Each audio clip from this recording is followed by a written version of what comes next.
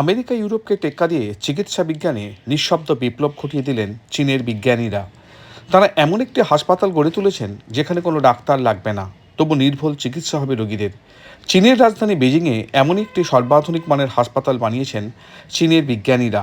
ডাক্তারের বদলে এই হাসপাতালে রোগীদের রোগ নির্ণয় করবে এআই প্রযুক্তি। অপারেশন থিয়েটারে চলবে এআইয়ের সাহায্যে। এটি বিশ্বের প্রথম এআই হাসপাতাল। চীনারা যার নাম দিয়েছে এজেন্ট হাসপাতাল। হাসপাতাল চালানোর জন্য এখানে মোট 14 জন এআই ডাক্তার এবং 4 জন ভার্চুয়াল নার্স থাকবেন।